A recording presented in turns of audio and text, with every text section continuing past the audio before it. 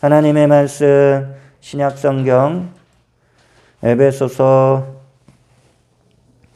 6장 1절에서 4절의 말씀 우리 함께 보겠습니다. 신약성경 에베소서 6장 1절에서 4절의 말씀 다 찾으신 줄 믿고요. 우리 말씀을 합독하시겠습니다. 자녀들아 주 안에서 너희 부모에게 순종하라. 이것이 옳으니라.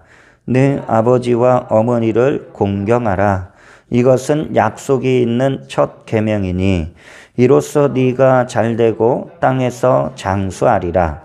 또 아비들아 너희 자녀를 노엽게 하지 말고 오직 주의 교훈과 훈계로 양육하라. 아멘. 현대인의 성경에서는 이렇게 조금 더 풀었습니다. 자녀들은 부모에게 순종하십시오. 이것이 주님을 믿는 사람으로서 옳은 일입니다. 네 부모를 공경하라 하신 말씀은 약속이 보장된 첫째 계명입니다. 그 약속은 계명대로 사는 사람이 복을 받고 오래 살게 된다는 것입니다. 부모들은 자녀의 감정을 건드려 화나게 하지 말고 주님의 훈계와 가르침으로 잘 기르십시오. 아멘. 할렐루야. 오늘 이곳에 주님의 성령께서 우리와 함께하고 있음을 믿음으로 선포합니다. 에베소서 6장 1절에서 4절의 말씀을 중심으로 믿음의 가정 원리라는 제목으로 함께 말씀의 은혜를 나누고자 합니다.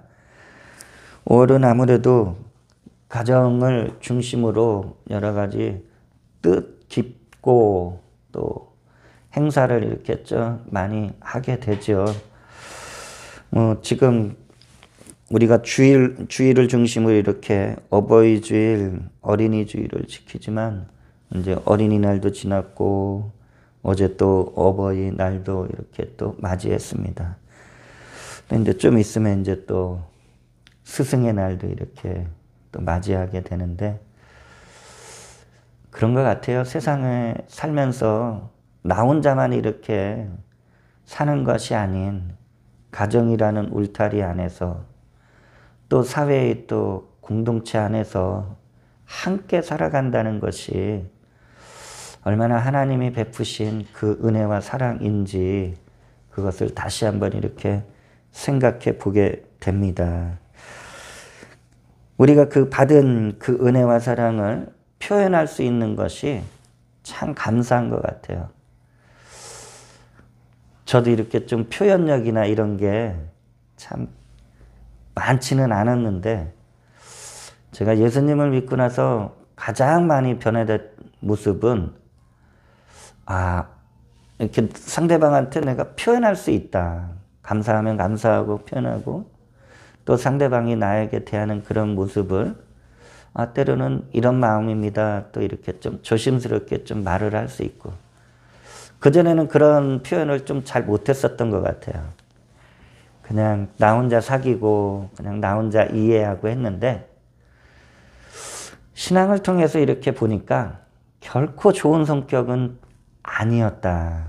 그거는 정말 어떻게 보면은 자칫 잘못하면은 한 개인이 표현하지 못한다라는 것은 마음의 병이 생길 수 있겠다라는 그런 생각을 갖게 됩니다. 왜 가정의 달 속에서 우리가 부모를 생각하고 어린 자녀들을 생각할까요?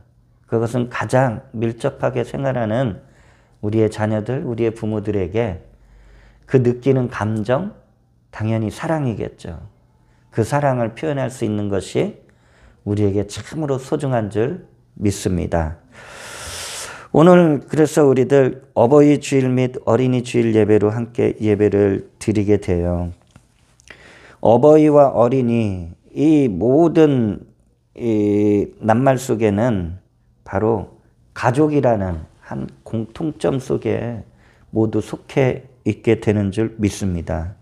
그 가족이란 모르겠어요. 각자 가족을 대하는 방식이 어떨지 모르지만 제가 생각하는 방식을 좀 여러분과 나눈다면은 가족이란 서로 사랑하는 것이라고 생각해요.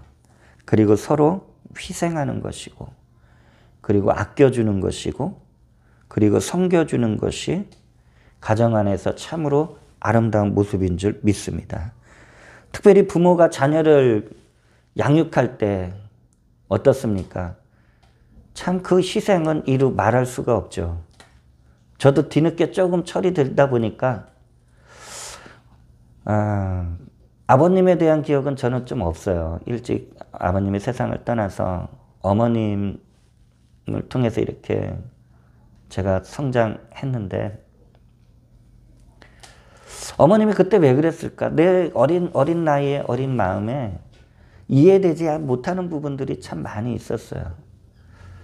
근데 자라나서 보니까 내가 부모가 돼서 보니까 그렇구나. 어머님의 그 희생이 없었다라고 그러면 오늘날 내가 여기에 있지 못했을 것이고 또 여러분 우리 성도님들도 부모님의 희생이 없으면은 오늘날 지금 이 예배의 자리에 있을 수 있을까 이런 생각을 한번 해보게 됩니다. 참 부모의 희생은 사람도 그렇고 동물도 그렇고 참 그런 희생하는 마음, 사랑하는 마음, 그런 헌신하는 마음이 이렇게 주어져 있는 것이다 라는 것을 보게 됩니다.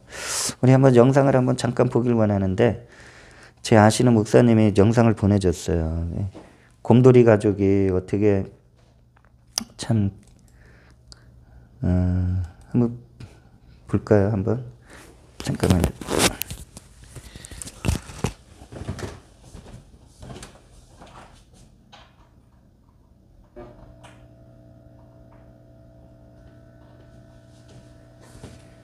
엄마곰과 자녀들이 이제 길을 건너는 그 모습인 것 같은데 한번 보겠습니다.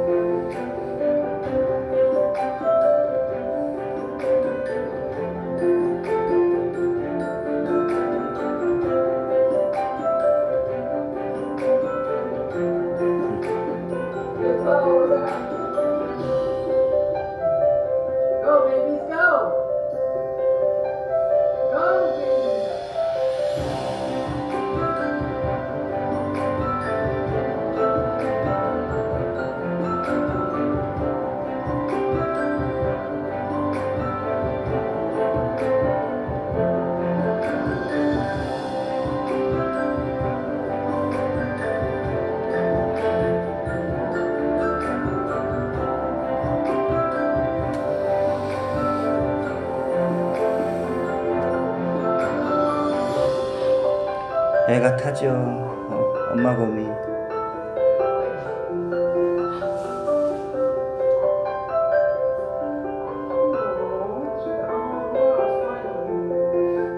자,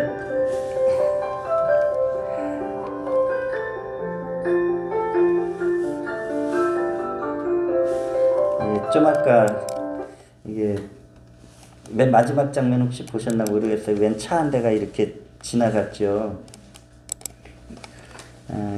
경찰차였어요. 경찰차. 잠깐만 이거 소리가 나니까.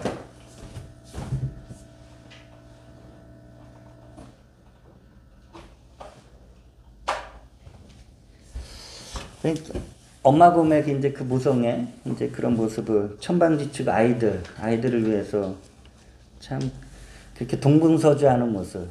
아마 우리의 부모 세대들이 그러한 어려운 과정을 겪었고 또 그 아기곰들이 어느덧 자라서 우리가 또 부모 세대가 돼서 우리의 자녀들을 키울 때 때로는 어찌할까 모르고 참 이렇게 동분서주하는 그런 모습들을 좀 생각하게 돼요. 근데 그 마지막에 이렇게 차 한 대가 이렇게 나온 그 경찰차, 그 모든 이 지금 엄마 곰이 아기 곰들을 다 옮기기까지 경찰차가 딱 지키고 있는 거예요. 그래서 모든 차량 통행을 전면 이렇게 딱 금지시킨 거죠. 그 모습을 이렇게 이 영상을 보면서 하나님께서 우리의 그 모든 인생의 삶 속에 때로는 우리가 안전하게 건너갈 수 있고 어떤 일을 행하는 데 있어서 이 전체적인 이 모든 삶 속에 하나님의 주관하심이 있기 때문에 우리가 때론 그 분주한 삶 속에서 때론 어렵고 힘든 삶 속에서도 우리가 이겨낼 수 있고 또 우리가 또 감당할 수 있고 하는 그런 모든 부분들이 주님의 은혜 가운데서 우리가 살아가고 있다라는 것을 잠시나마 이렇게 생각하게 되었습니다. 그래서 이 영상을 통해서도 보았지만 어떻습니까? 우리 그리스도인들의 가정은 모든 중심에 하나님을 믿고 섬기는 그 신앙에서 이렇게 가정을 이루게 되는 줄 믿습니다. 가정에서 우리의 자녀들이 그 사랑과 섬김이 잘 교육되면 사회에서 이웃을 사랑하고 섬기는 모습으로 반드시 나타나게 되는 줄 믿습니다. 그래서 부모는 부모로서의 신앙의 모범이 세워져야 되고요. 또 자녀는 아직은 철이 없지만 그래도 자녀는 자녀로서의 그 신앙의 모범이 세워질 수 있도록 우리가 또한 기도해야 될 줄로 믿습니다. 오늘 저는 에베소서 말씀을 중심을 통해서 한 성경의 인물을 한번 묵상하게 되었어요. 그 사람은 이삭이에요. 이삭의 신앙, 어떻게 보면 성경에서 그렇게 크게 두드러져 보이지는 않는 것 같지만 이삭을 조금 이렇게 좀 여러 각도로 보게 되면은 이삭이 왜 하나님의 그 축복을 받는 그런 믿음의 사람이었을까 우리는 잠시나마 생각하게 됩니다. 그 첫 번째, 이삭을 생각할 때 이 모습이 딱 생각이 나더라고요. 순종하는 삶이었다라는 거예요. 이삭은 순종하는 자녀였다. 순종하는 믿음의 사람이었다. 이게 이 믿음의 가정의 원리에 아주 가장 중요한 기초가 되는 줄 믿습니다. 에베소서 6장 1절을 보면 자녀들아 주 안에서 너희 부모에게 순종하라. 이것이 옳으니라 라고 말씀하고 있어요. 우리들이 태어나서 또 자녀들이 태어났을 때 가장 많이 받은 교육이 바로 순종에 대한 교육이다라는 것이에요. 여러분들 우리가 사회생활을 모두 다 하고 있어요.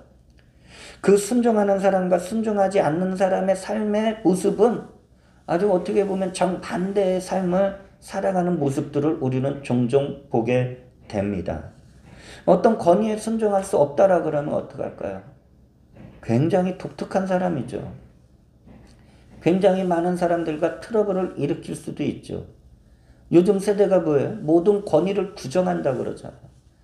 그런데 그 권위를 부정함으로 말미암아 그 방탕하고 방종한 삶 속에서 중심을 잃어버린 인간의 정체성을 우리는 볼 수가 있다라는 것이에요. 아버지 이삭은 그 아브라함이 하나님의 약속을 받았어요. 근데 약속을 받고 태어난 때가 아버지의 나이가 100세 때 이삭이 태어났다라는 것이에요. 그러니까 아브라함에게 있어서는 아주 귀한 자녀였다라는 것이에요.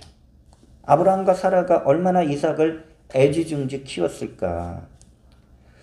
요즘 아이를 키우는 부모들 보면은 어쩔 때 보면 옆에서 볼 때 민망해요. 너무 그렇게 과도한 애정을 막 아이에게만 이렇게 뭔가 많이 주다 보니까 아이의 인격이 바로 이렇게 성장하지 못하는 사람들을 곁에서 볼 때는 되게 불편해요. 예의가 없고 자기만 알고 그 인격이 이렇게 삐뚤어져 있는 모습을 부모가 잡아주지 않는 그런 모습. 내 자녀만 귀한 줄 아는데 내 자녀가 귀할수록 다른 사람의 자녀도 귀하다는 것을 잘 알려줘야지만 우리의 자녀가 사회에 나가서도 그러한 자기 여러 아이들과 어울릴 수 있는 그러한 은혜가 있는 줄 믿습니다. 자, 아브라함과 사라가 100세, 90세에 자, 이삭을 낳았어요.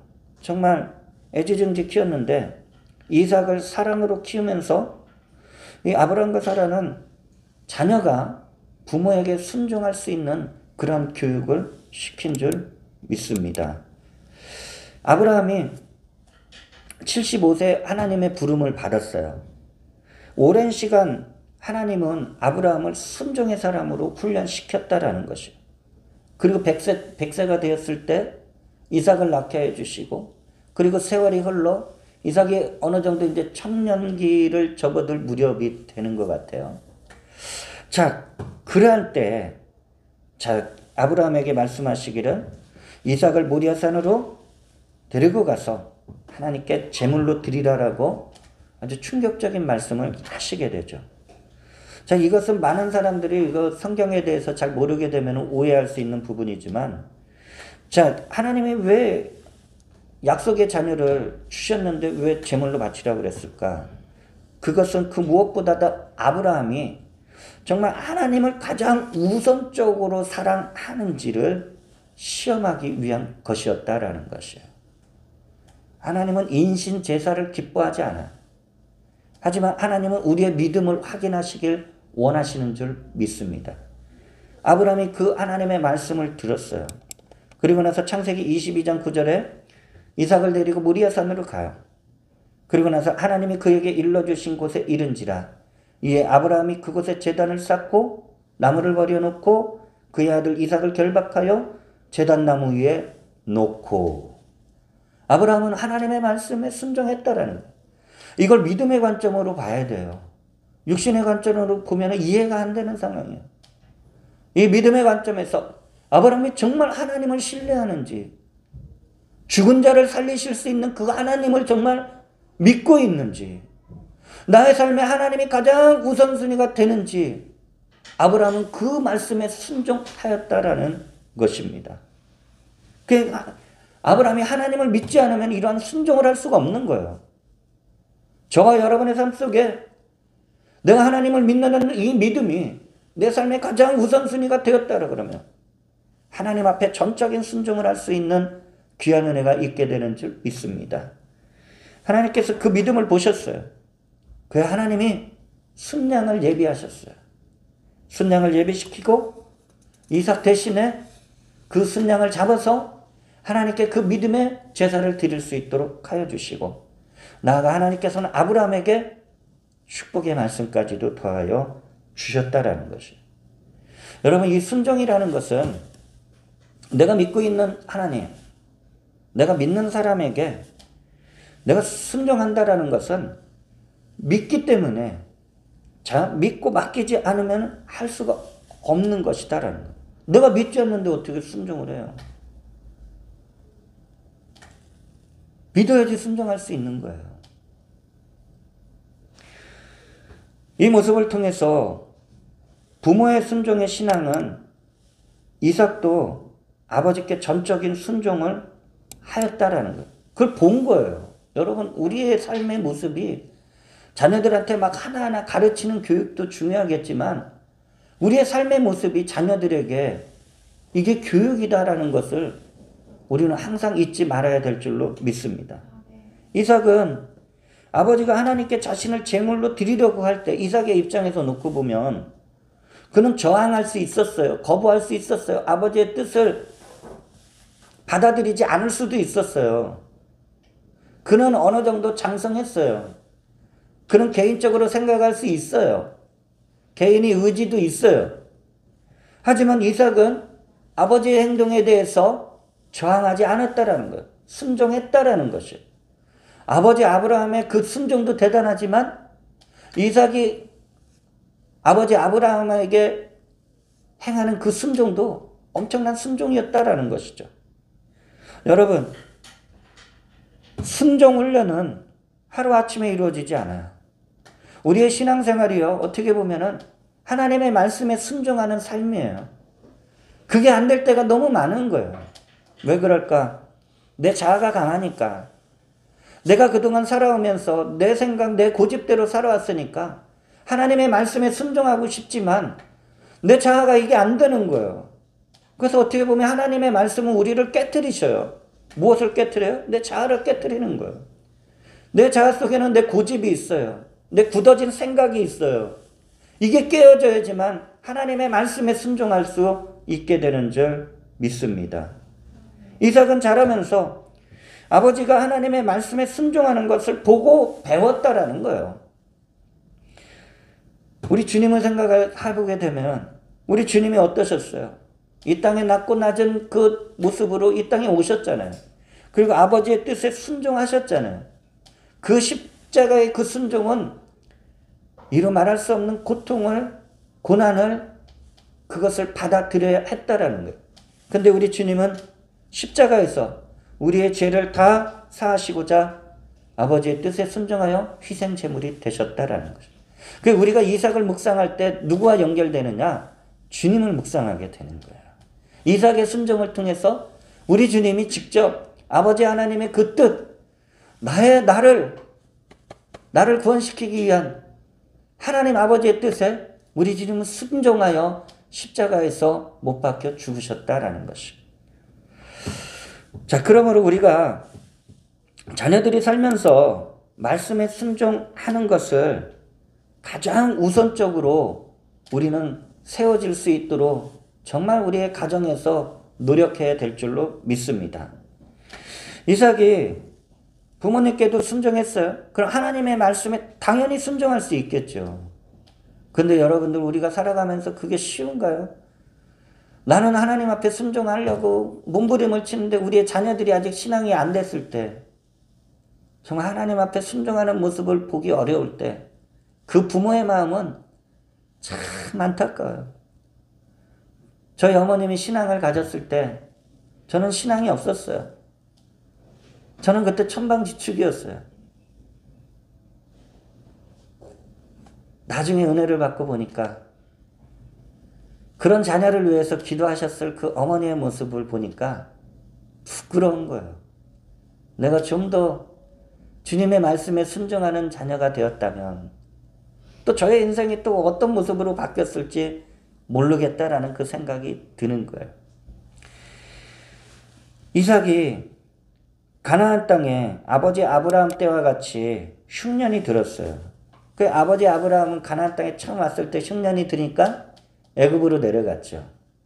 그 이삭도 모르겠어요. 은연중에 또 아버지가 오래전에 흉년이 들어서 애굽으로 내려갔다. 근데 애굽에 내려가서 참 위험한 일을 겪었다. 뭐 그 얘기를 들었는지 안 들었는지는 모르지만 이삭의 시대 때에도 흉년이 들었어요. 그래서 애굽으로 내려가려고 그랄 지역, 오늘날의 블레셋 땅 그 지역에 딱 지나가게 되었다라는 거예요. 그때 창세기 26장 2절에 하나님께서 이삭을 만나시는 거예요. 그리고 말씀하시는 거예요. 야훼께서 이삭에게 나타나 이르시되 애굽으로 내려가지 말고 내가 네게 지시하는 땅에 거주하라.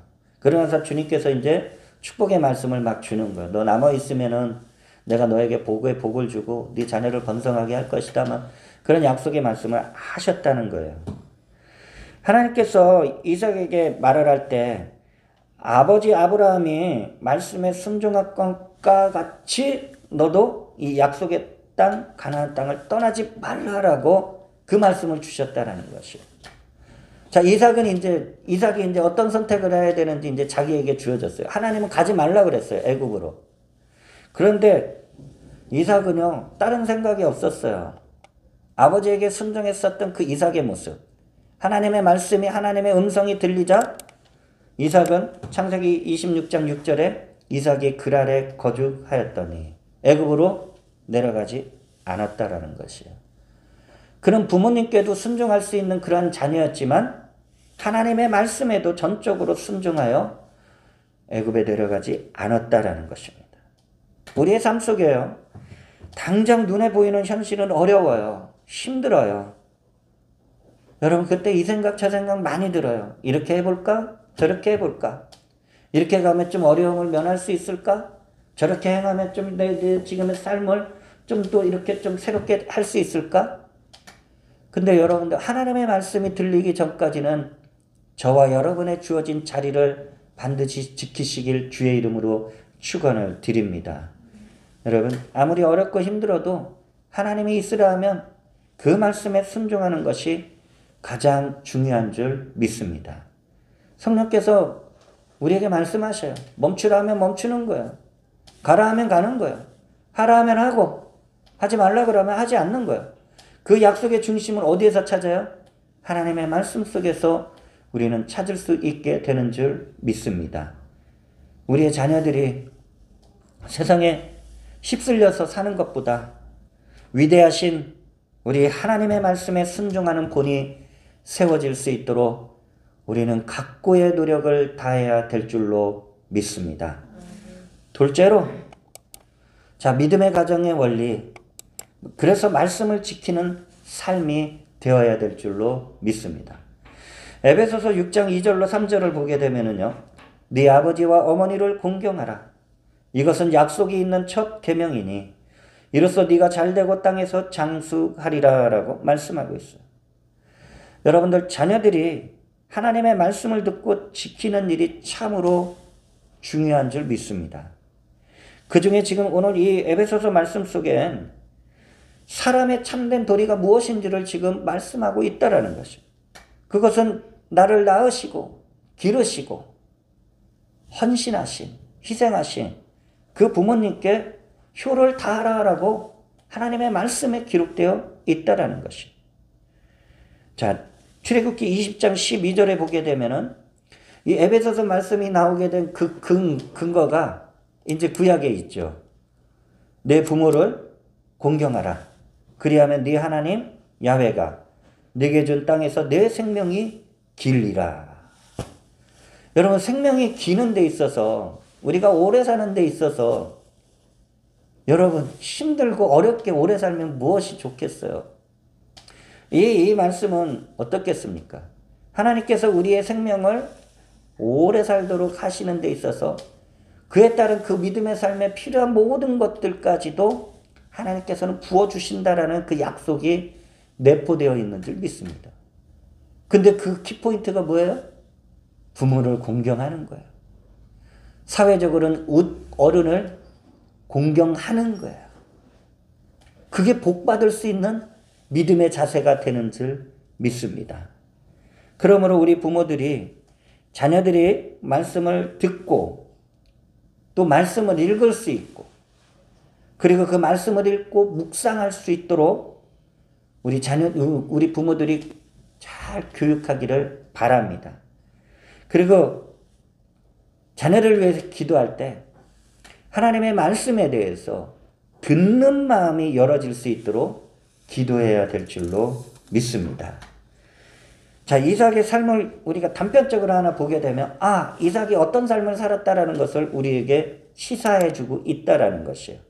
창세기 24장 63절을 보게 되면 이삭이 저물 때에 들에 나가 묵상하다가 눈을 들어보매 낙타들이 오는지라라고 말씀하고 있어요. 여러분, 이삭은요 갈팡질팡한 삶을 살지 않았다라는 것이에요. 차분한 사람이었어요. 어떻게 보면 우리가 이 말씀을 통해서 보면 딱 이삭에 대해서 영적인 사람이었다라고 우리는 이렇게 좀 생각할 수가 있다라는 것이죠. 자, 묵상이란 두 가지 측면의 모습이 있죠.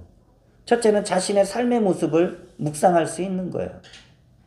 자, 그가 저물 때였으니까, 날이 저물 때니까 하루의 일과를 마쳤을 때죠. 그러니까 하루의 시간을 허비하지 않았는지, 나에게 주어진 오늘이라는 시간 속에서, 그리고 내가 계획한 일들을 이루었는지, 그리고 내가 내일 해야 될 일과가 무엇인지를 생각하는 것도 묵상에 들어간다라는 것이에요. 여러분들 계획 없이 살면 안 되는 거예요. 계획 있게 사는 거예요. 물론 내 계획대로 내 삶이 그냥 순탄하게 가지는 않아요. 우리가 살아보는 삶 속에서 그렇지 않다라는 거 우리는 느껴요. 하지만 그렇다고 내 인생 그냥 맘대로 살아간다? 그거 하나님이 원하시는 삶이 아니에요. 생각했었던 계획을 가지고 있는 꿈을 위해서 우리는 하루하루를 어떻게 보면 시간을 치열하게 아껴가면서 우리는 살아가야 될 줄로 믿습니다.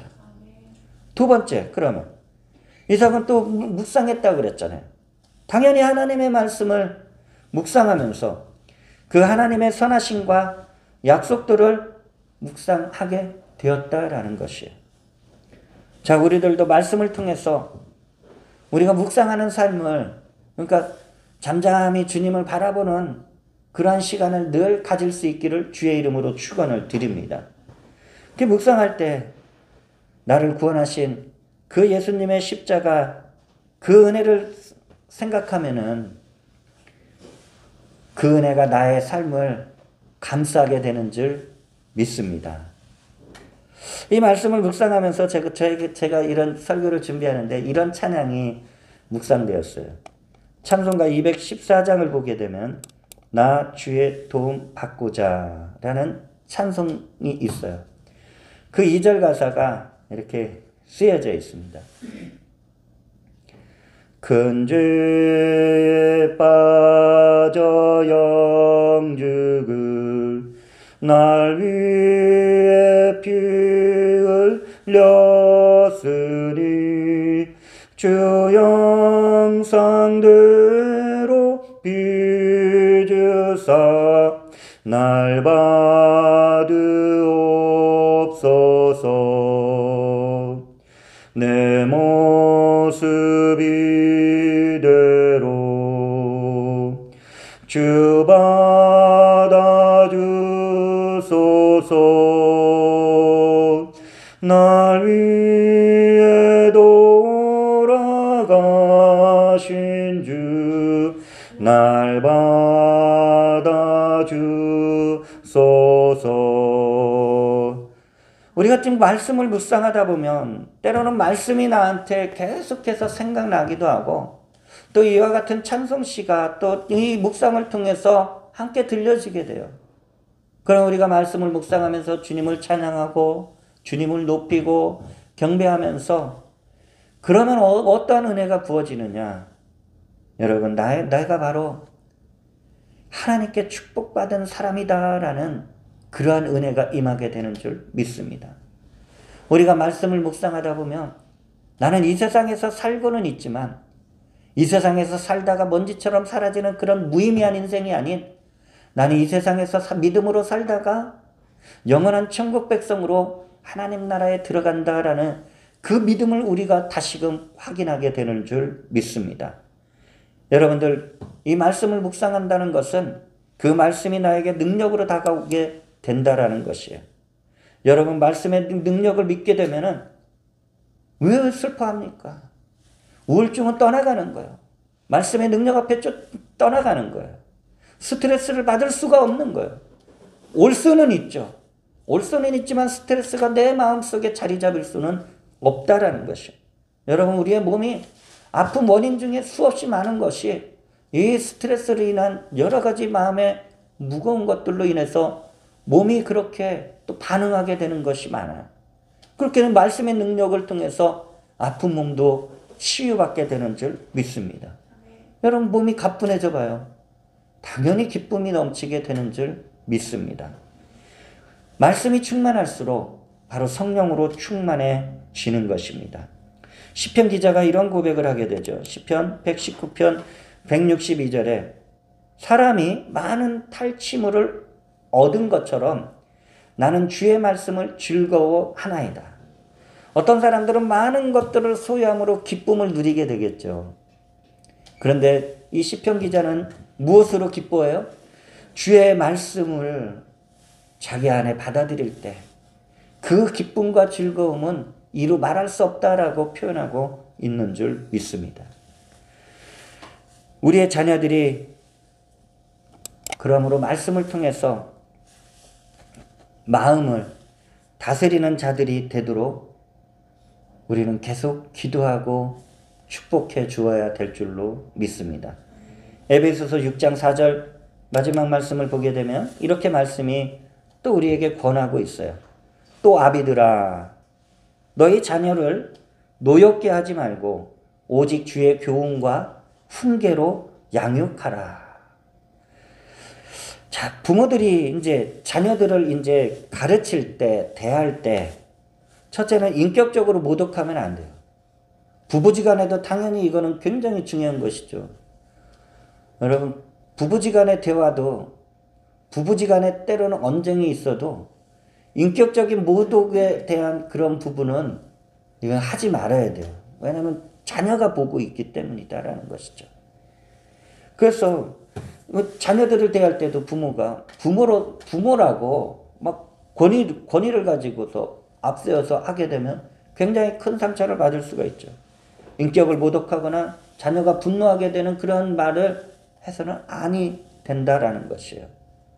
우리 자녀들이 여러분 처음엔 깨닫지 못할 거야. 저와 여러분들도 그랬어요. 부모들이 그렇게 그냥 가르치고 하지 말라 해야 된다 막 이렇게 말을 했지만 우리들도 그 어린 시절에 여러분 깨닫는 것이 우리들도 부족했었다라는 것을 생각하게 되면 우리가 지금 자녀들을 가르칠 때 대할 때 아직까지도 못 깨달아서 내 마음을 아프게 할지라도 그 모습이 내 모습이다라는 것을 우리는 잊지 말아야 될 줄로 믿습니다. 그래서 자녀들이 올바로 생활할 수 있도록 계속 훈련해야 되는 거예요. 가정의 신앙의 훈련을 세우고 그리고 무엇보다도 자녀들에게는 책임감을 심어 주어야 될 줄로 믿습니다. 그리고 훈육할 때 말씀으로 훈육해야 되는 거예요. 이 말씀을 통해서 자녀들의 잘못된 습관이나 그리고 좋지 않은 자세를 고칠 수 있도록 우리는 늘 주님의 도우심을 구해야 할 줄 믿습니다. 이삭이 이러한 신앙교육을 통해서 이삭의 성품은 온유한 자의 대표적인 모습으로 우리에게 보여주고 있다는 것이에요. 그가 블레셋 땅에서 농사를 지었죠. 임시로 거주하면서 농사를 지었을 때 무려 그 수확이 다른 사람들보다 월등한 100배의 축복을 받고 마침내 거부가 되었다라고 성경은 말씀하고 있어요. 그런데 이삭은 어땠습니까? 그는 오히려 겸손한 모습을 갖추고 있었다라는 것이에요. 여러분들 아무리 하나님께 이 축복을 받았다 해도 여러분 하나님 앞에서 사람 앞에서 교만하거나 자랑해서는 하나님의 이름의 영광을 가리게 된다라는 것을 잊지 마시기를 바랍니다. 내가 좀 물질의 축복을 받았어요? 내가 좀 명예나 권세에 대한 축복을 받았어요? 이것을 받았다고 해서 잘못 사용하게 되면은 하나님께서 불어버리면은 한순간에 날아가요. 그렇게 해서라도 깨달을 수 있으면 하나님의 은혜인 줄 믿으시길 바랍니다. 그렇게 했는데도 못 깨달으면 정말 안타까운 거야. 그러니까 그렇게 해서 깨닫기 전에 하나님께서 주신 나의 삶 속에 이러한 축복이 내가 있다라는 것을 깨달을 때 그때 정말 더욱 겸손히 하나님께 행하고 그리고 하나님께서 주신 복을 잘 관리하고 나누고 베푸시길 주의 이름으로 축원을 드립니다. 이 블레셋 사람들이 이삭이 부유해지고 강성해지자 창세기 26장 15절을 보게 되면 그 아버지가 아브라함이 파놓았던 우물들을 못 쓰게 했어요. 참 고약하죠. 세상에 남이 잘 되는 모습을 못 보는 사람들이 얼마나 많아. 거기 우물에다가 흙을 메꿔버린 거야. 돌을 넣고 메꿔버린 거야. 그런데 이삭은 그들과 다투지 않았어요. 싸우질 않았어요. 여러분 세상은 싸워야 돼요. 세상은 다투어야 돼요. 그런데 이삭은 그렇게 하지 않았다라는 거예요. 그래서 그 지역을 어떻습니까? 떠나게 됐죠. 그들이 쫓아내니까. 그 떠나서 새로운 곳에 터전을 조금 옮겨서 잡고서 그래서 또 우물을 팠을 때 그들이 와서 이제는 자기들의 소유라고 빼앗는 거예요. 빼앗는 거야. 야, 이거 우리 땅이야. 우리 땅에서 네가 우물을 팠어. 그럼 우리 거야. 여러분, 이런 참 악독한 사람들이 어디 있습니까? 오늘날의 세상을 보세요. 정말 뉴스를 접하기가 정말 괴로워요. 부모와 자녀의 관계가 그렇게 처참하게 무너졌고, 친구와 친구의 관계가 이거는 이루 말할 수 없는 정말 안타까운 상황으로 흘러가고 있는 것들을 우리는 보게 된다라는 것이. 이 블레셋 사람들이 자기 거라고 또 시비 걸면서 뺏어가요. 근데 이삭이 한번 참았어요. 우리들 그런 분들이 있어요. 나 한 번은 참을 수 있어. 나 두 번은 못 참아. 여러분, 뭐 두 번을 못 참아요. 계속 참아야 되는 거예요. 내 자아가 십자가에 못 박힌 사람은 참을 수 있는 줄 믿습니다. 성령의 다스림을 받는 자들은 참을 수 있는 줄 믿습니다. 이삭이 다투지 않는 거예요. 계속 우물을 양보해요. 여러분, 시비를 걸려고 싸우는 사람들과 부딪혀봤자 좋은 것 없어요. 그 시비 거는 사람들 대개가 그래요. 자기는 잃을 게 없다라고 하는 사람들이 시비를 많이 걸죠. 그러니까 그런 걸 우리가 세상에서 잘 분별하시기를 바랍니다.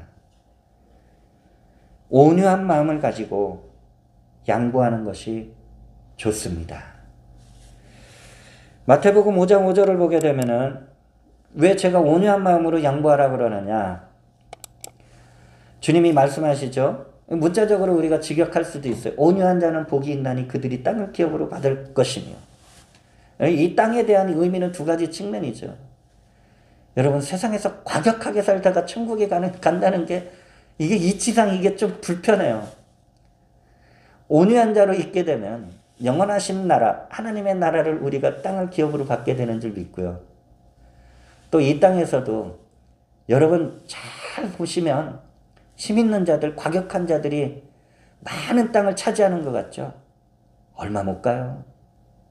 나중에 보면은요, 힘이 없는 것 같은데, 연약한 자 같은데, 그 온유한 품성을 가진 자들이 땅을 차지하게 되는 것을 보게 돼요.